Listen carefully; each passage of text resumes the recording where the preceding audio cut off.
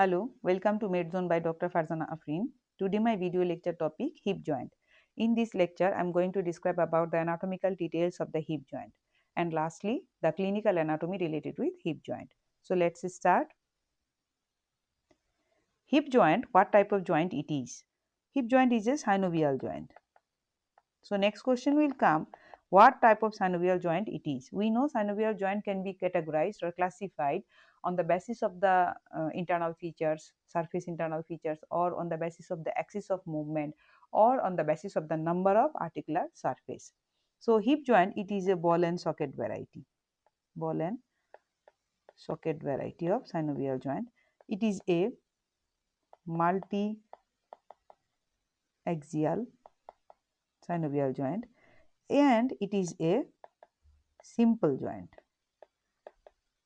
So all the here classification has matched according to the nature of articular surface, ball and socket, according to the number of axis movement it is multi-axial, and according to the number of articular surface it is a simple joint. Now next question will come, what are the articular surface? So as I said, it is a simple joint, so number of articular surface should be 2. Number 1, head of the femur.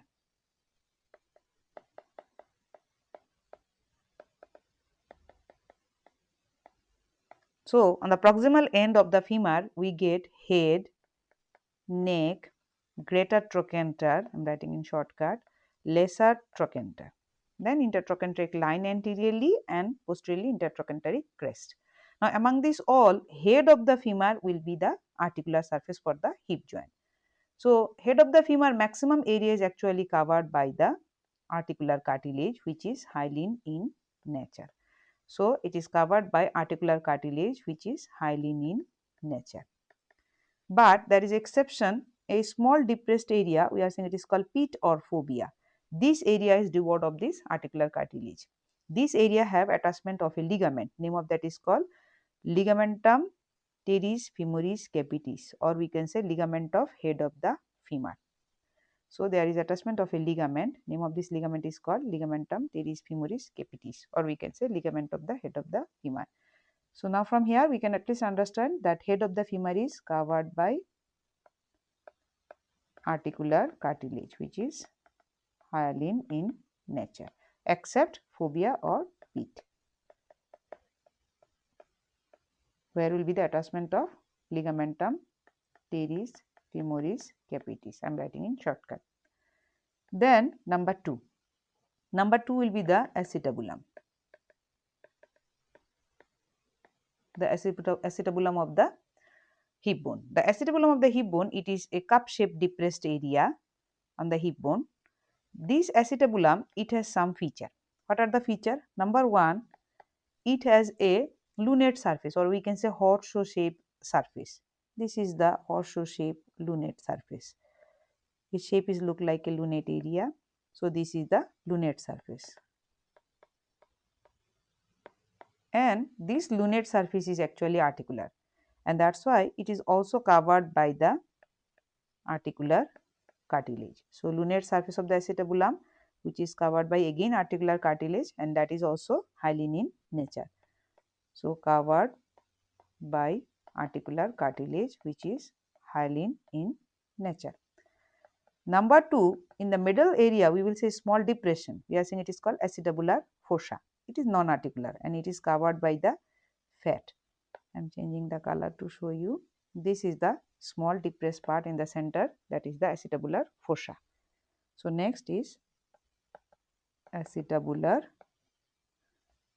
fossa. Then this whole lunate surface when coming inferiorly and toward the center, they having a depressed area, sorry not depressed, bulging area. Name of this is called acetabular notch. Acetabular notch, and this acetabular notch ultimately they are interconnected by a ligament. Name of that is called transverse acetabular ligament. So related with the articular surface, we have to remember head of the femur covered by the articular cartilage which is hyaline in nature except the fovea or pit, where there will be the attachment of a ligament. Name of that is called ligamentum teres femoris capitis. Then the articular surface on the hip bone is the acetabulum, which is a cup-shaped depressed area. It has three parts: lunate surface, which is articular surface spindly covered by the articular cartilage, which is hyaline in nature. Then there is acetabular fossa in the center, which is very small area and covered by the pad of fat. And the both area of the lunate surface, when bulging outwards inferiorly, that is forming a notch, we are saying it is called acetabular notch, which is interconnected by transverse acetabular ligament. Now, head is more than half an sphere. To accommodate the head of the femur, the acetabular is externally increased the deepen by a cartilaginous rim. We are saying it is called acetabular labrum. Acetabular labrum.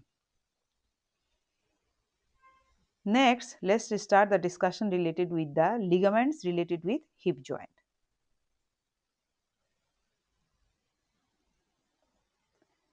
So, what are the ligaments related with hip joints? So, ligaments, when we are discussing, we have to remember some ligaments are inside the capsule, maybe some ligaments we are going to get outside the capsule.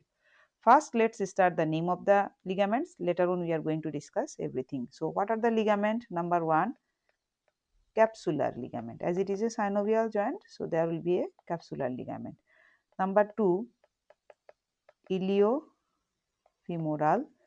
ligament. This is the strongest ligament. Even we can say that this is the strongest ligament in our body also.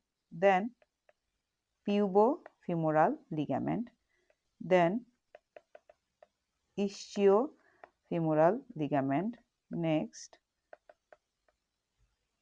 transverse acetabular ligament. Number 6, acetabular labrum. And number 7, lastly, ligamentum teres femoris capitis, or we can say round ligament of the head of the femur. I am writing in shortcut. Now, I am going to say about the individual ligaments related some of the information. Let's first start with the capsular ligament. So, on screen you can see there are two images. Let's denote them, figure A and figure B. Figure A showing the anterior view of the hip joint and figure B showing the posterior view of the hip joint. So, here first we have to know the capsular ligament attachment. This is hip bone, part of hip bone, and this is part of femur. So, let's first start with the hip bone. We know the articular surface is acetabular cavity in the hip bone, and this is the acetabular margin. Now, the capsular ligament will be attached near about 5 to 6 millimeter beyond this acetabular margin, encircling the whole acetabular margin circumference near about 5 to 6 millimeter over it will be covered. So, this is this whitish color what we are seeing in this screen now, this is the capsular ligament. So, encircling the acetabular margin near about 5 to 6 millimeter beyond it will be encircling and covering in the hip bone. Now, next is the femur. We know in the proximal end of the femur there are some parts. What are that? First, this is the head, this is the neck, this is greater and lesser trochanter. In between greater and lesser trochanter anteriorly there is a line. We are saying it is called intertrochanteric line. So, first I will say you about the anterior view related information on the femur capsular ligament attachment. Next I will say on the figure B the posterior view related capsular ligament attachment. You can see the capsular ligament will be attached whole the intertrochanteric line anteriorly and whole the neck also will be covered by the capsular ligament attachment. But when we are seeing in the figure B posteriorly, again you see this is the greater trochanter, this is the lesser trochanter, and here there is a ridge. We are saying it is called intertrochanteric crest.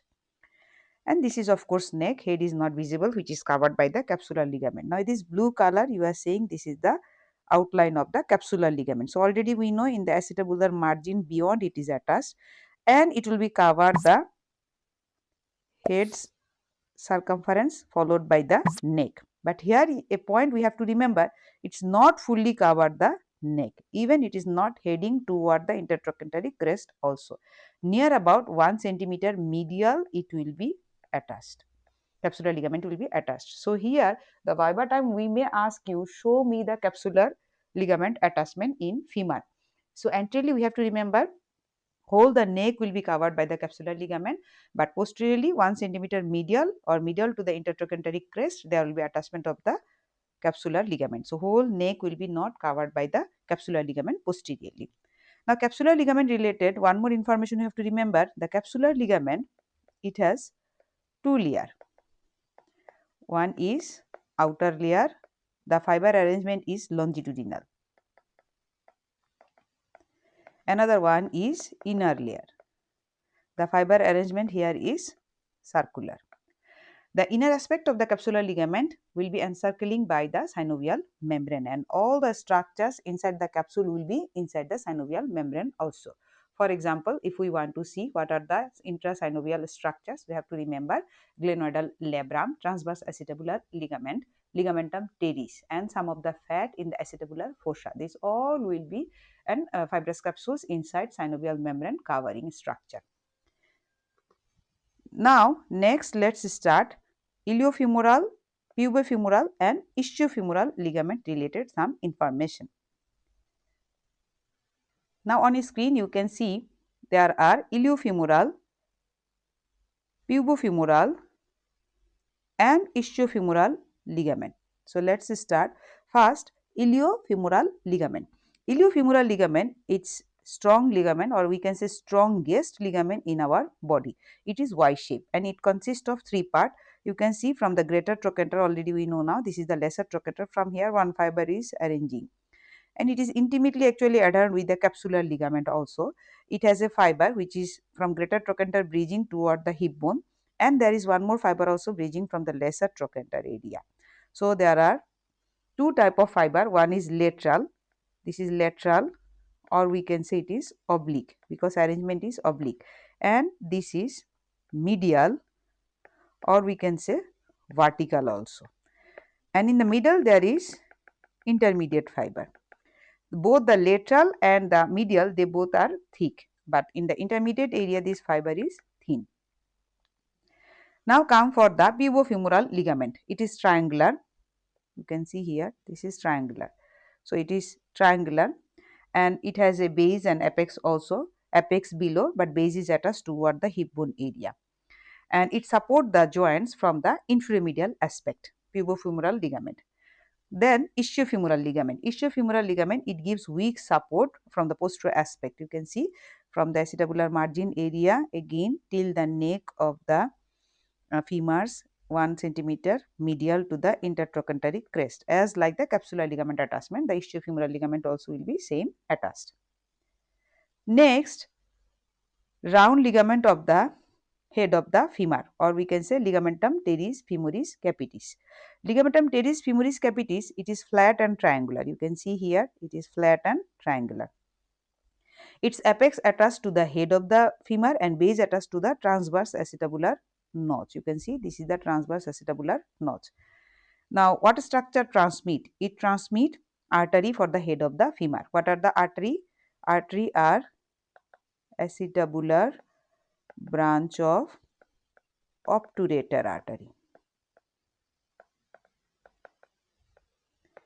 and medial circumflex femoral artery. Number 2, medial circumflex femoral artery. I am writing in shortcut. Keep in mind this ligamentum teres femoris capitis, or we are saying round ligament of the head of the femur, it is a intracapsular ligament and morphologically it is a part of capsular ligament also.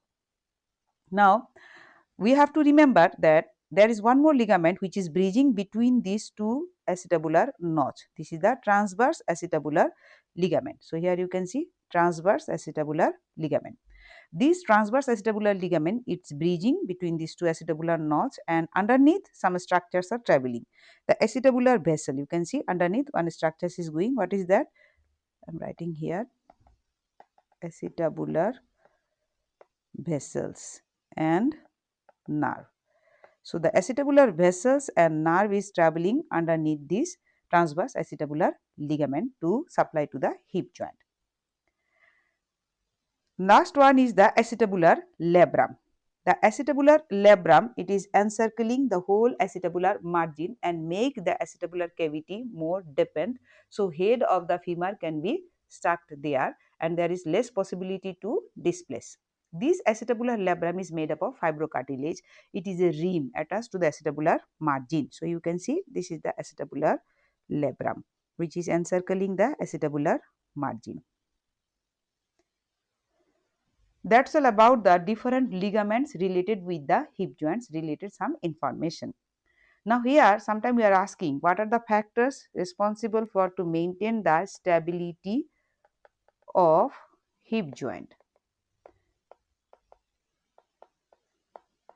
Number one, the depth of the acetabulum by the narrowing of acetabular cavity by the acetabular labrum. So we can say depth of acetabulum.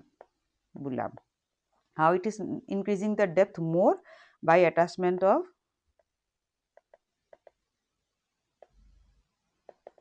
acetabular labrum. Number two, three strong ligament. What are the three strong ligament? Here we have to remember iliofemoral, I am writing in shortcut, ischiofemoral and pubofemoral ligament. These are the three ligament. Number three, strength of the surrounding muscles. So here we have to remember some of the muscles. What are that? Gluteus medius and gluteus minimus. And length and obliquity of the femur. Femoral neck is quite length and obliquely placed. Because of that, the joints get the stability. Neck of the femur. That's all about the stability of the hip joints related information. At least these all factors we have to remember.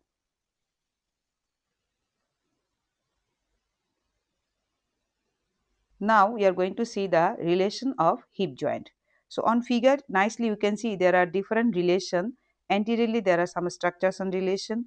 Posteriorly there are some structures and relation of this joint, as well as superior and inferiorly also some structures are related with this joint. The first we have to remember that the anterior relation, when we are seeing there is a structure in between the joint and muscles or structure. Name of that is called bursa. A synovial bursa in between the muscles and bones. This synovial tendon of the ilios was actually separating from the joints. It is a bursa, and this bursa is communicating with the joint itself also.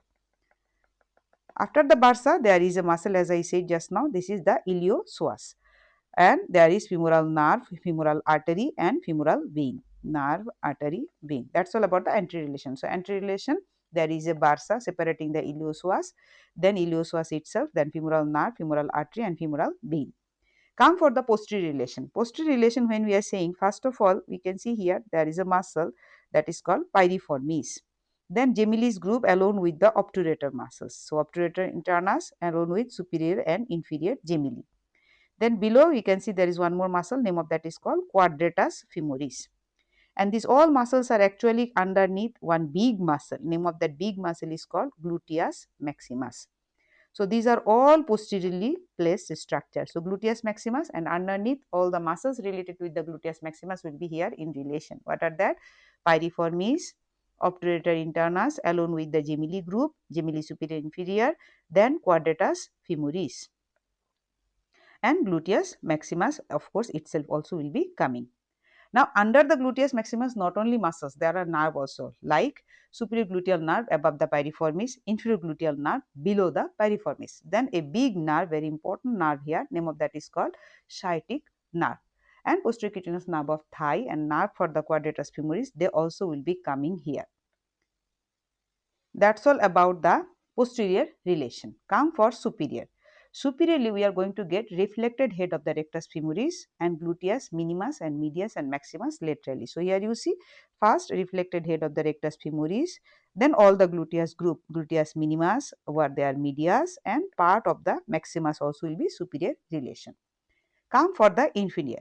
Inferiorly, there is a muscles we are seeing here, obturator externus and pectineus. So first we are going to get here obturator externus, This is the obturator externus. Then little anterior and inferior it is. This is the pectineus. These are the two muscles we are going to get here. Obturator externus and pectineus. These are inferior relation. That's all about the relation of the hip joint.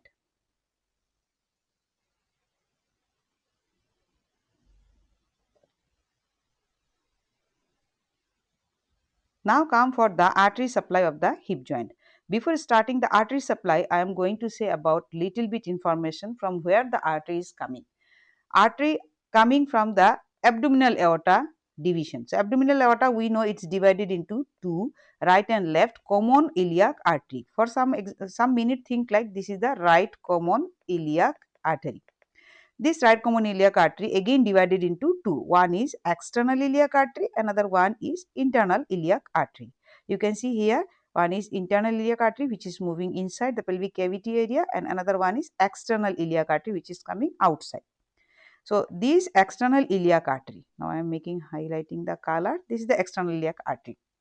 From here there are some branches coming to supply. First let us start what are the branches coming. I will write first the branch, then I will say.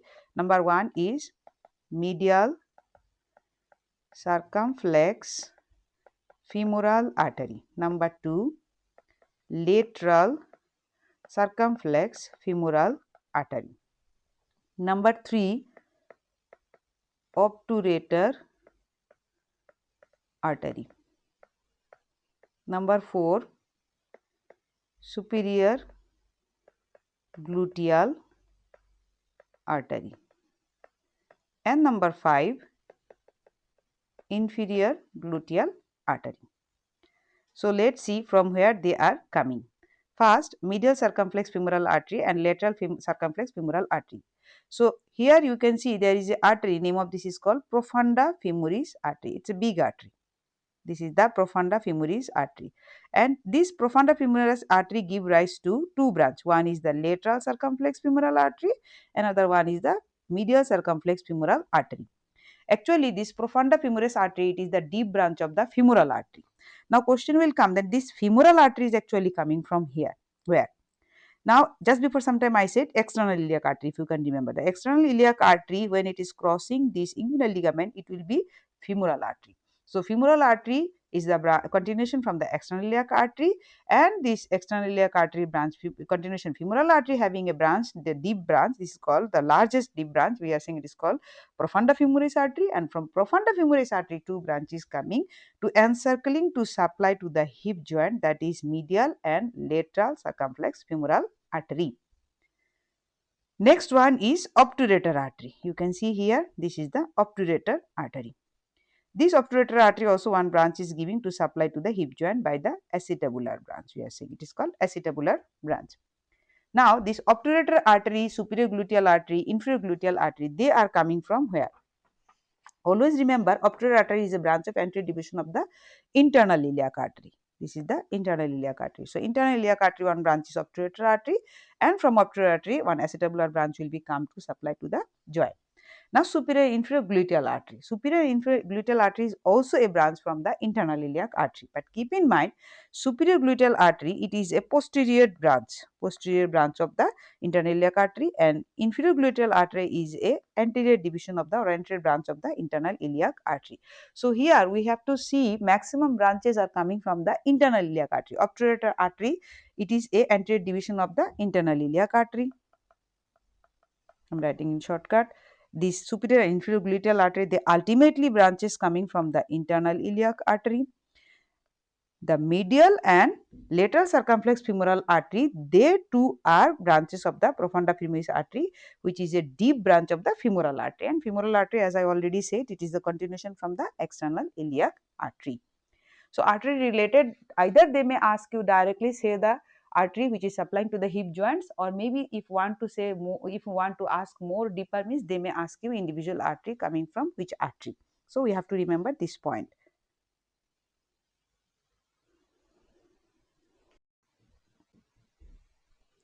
Next, let us learn about the nerve supply. Nerve supply of the hip joint. So on screen you can see obturator nerve, then femoral nerve. They both are coming down and branches are giving to supply to the hip joint. So we already know obturator nerve, femoral nerve, it's coming from the lumbar plexus. Even some other branch also coming to supply like nerve to quadratus femoris, then superior gluteal nerve, even a small twig from the sciatic nerve also coming to supply to this hip joint. So we can understand from here the branches are coming from lumbar plexus as well as from the lumbosacral plexus. So here the two nerves, it's coming from lumbar plexus, and here these two branches are coming from lumbosacral plexus. They are supplying to the hip joint. So let's summarize. First of all, a branch from the femoral nerve. Number 2, a branch from the anterior division of obturator nerve. Branch from, I'm writing in shortcut, obturator nerve. Then even may also come a branch from accessory obturator nerve. Number 4, as I said, nerve to quadratus femoris. Then superior gluteal nerve. Nerve to quadratus femoris and superior gluteal nerve, they both are coming from lumbosacral plexus. And lastly, a small twig from sacral plexus. Sorry, sciatic nerve. A small twig from sciatic nerve. So these are all the nerves which is having contribution to supply to the hip joint. We have to remember this point.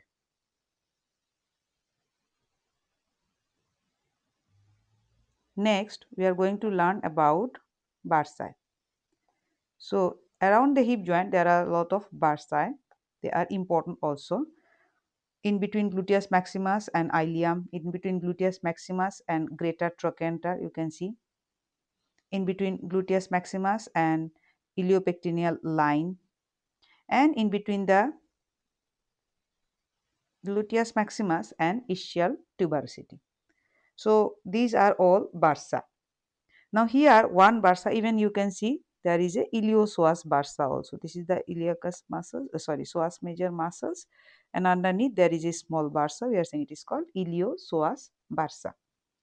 Now among one bursa is clinically important for us, that is the ischial bursa.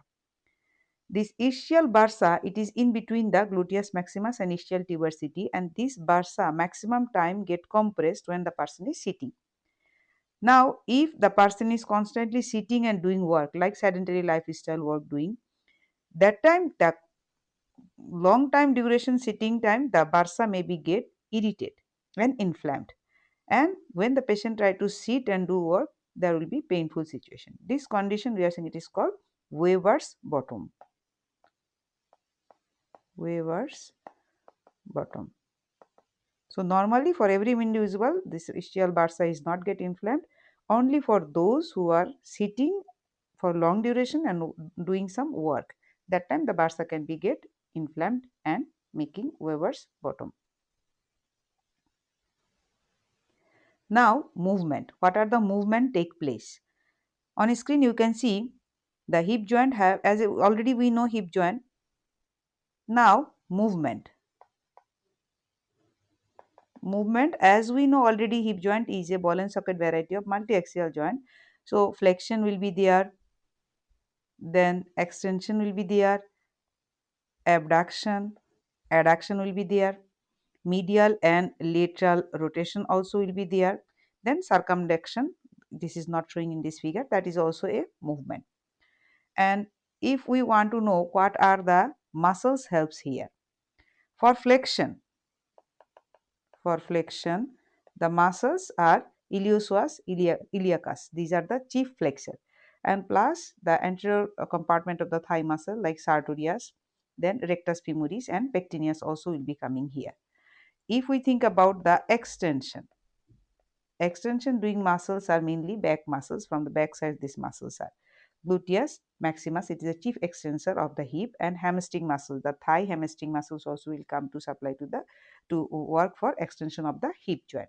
Then adduction and abduction. Abduction also again, the abduction doing time also the back muscles will be here same working, gluteus medius, minimus, they are chief abductor, and tensor fascia lata, which is an anterior compartments area attached on muscles, and sartorius. Adduction doing time, there will be medial compartment of the thigh muscles more work, that are the adductor group of muscles, adductor longus, adductor brevis, and adductor magnus. Even pectineus and gracilis also working. Then what are the muscles for medial rotation and what are the muscles for lateral rotation? Medial rotation is by the gluteus minimus, medius also, and tensor fascia lata, and lateral rotation by the number of muscle like piriformis, obturator externus, obturator internus, and the gemellis, superior gemelli, inferior gemelli, and even the quadratus femoris also working for lateral rotation. So number of muscles are doing lateral rotation of the hip joint.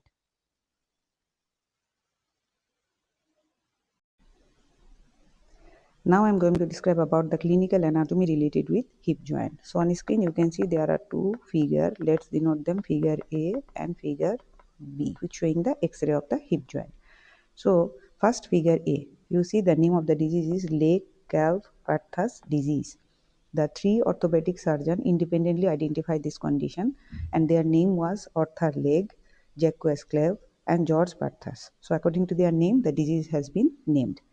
So first see the healthy head of the femur. It is round and blood supply is also properly having. In Perthes disease, here the head is distracted and getting flat. Might be because of interruption of the arterial supply. That's why we are saying there is avascular necrosis. So the head of the femur became flattened, distracted because of lack of blood supply. On X-ray figure B, you can see first I will show you the normal, then the disease one. On the normal side, you see the head of the femur, normal circumferential of the head showing, and acetabulum, and the joint space is uniformly maintained. But on the disease side, you see the acetabulum and the flattening of the head of the femur, and there is increased joint space. So this disease side there is actually Perthes disease showing the flattening and destruction of the head of the femur and increase the joint space radiologically. Next, dislocation of the hip. Dislocation of the hip can be happen two types. One is congenital, another one is acquired. Acquired is of course by accidental. Congenital hip dislocation happen because of mainly two causes. One is the capsular ligament laxity. So hip is, the head of the femur is dislocated, or the acetabulum of the hip bone is not formed properly, hypoplasia of the acetabulum. So again head of the femur is displaced. The common dislocation happen posteriorly, but it also can happen anteriorly, even centrally.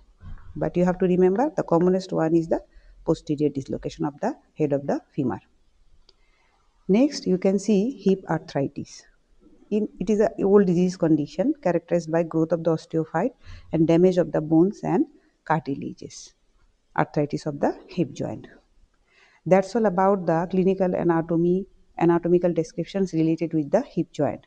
Thank you for listening.